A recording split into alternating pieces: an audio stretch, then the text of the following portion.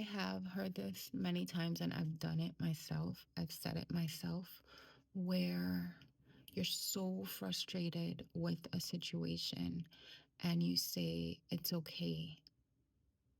And you say,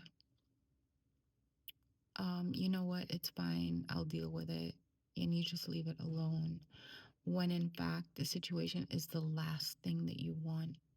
Like that job situation, that relationship, your weight, your finances, whatever it is, that is the last type of scenario that you want to be in. But because you don't know how to change it, or because you're so tired of fighting, you say it's okay and you back away. And I want to warn against that because the moment you back away, you blur your vision and you delay your victory. So if there is something that you want, that desire is a standard. And I want to encourage you not to lower your standard to the level of your perceived reality, right? You have to keep that standard high. The Bible says that the vision is for an appointed time. So that is a time that has already been set. But if you lower your standard, you slow down the time, or you can even delay it indefinitely because you have now lowered your expectations. And I know that it's hard when you have been desiring something for so long and you've been trying, or maybe you haven't been trying because you don't even know how to try, but that desire is there. The desire is not a bad thing.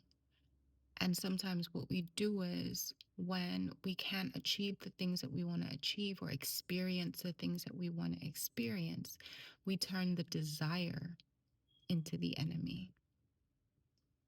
And we therefore say, I don't want that anymore.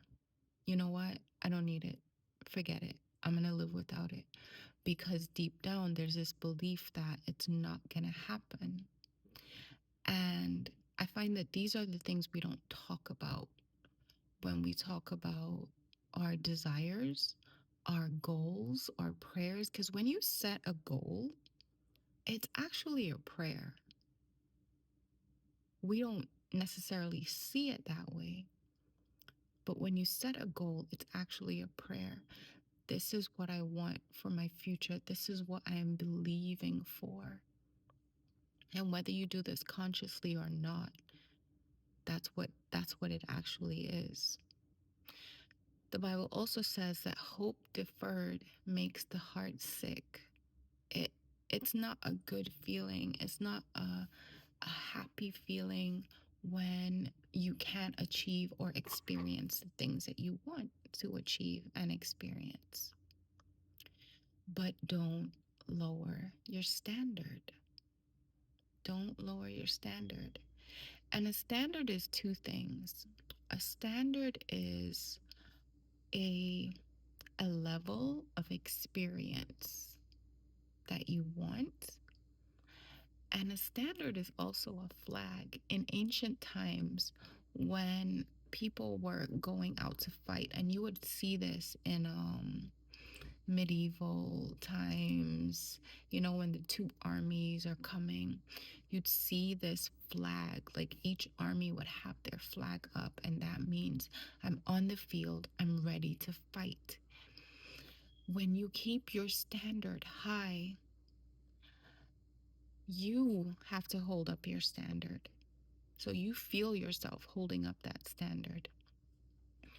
The enemy that you're fighting against, and don't get it twisted, there is a very real enemy. Vision is spiritual. There is a real enemy. The enemy sees that you're holding up a standard.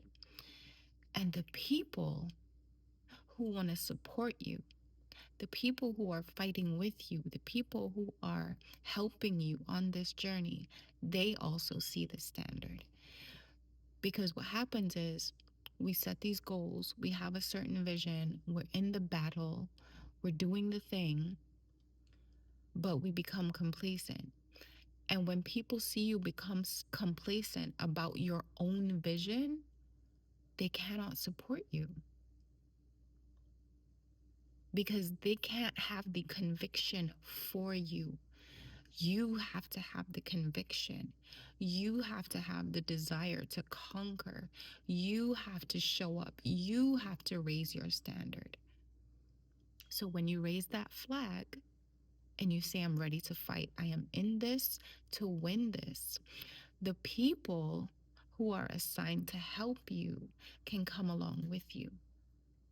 But if you lay back, if you withdraw, if you become complacent, don't be surprised if you're not getting the help that you need.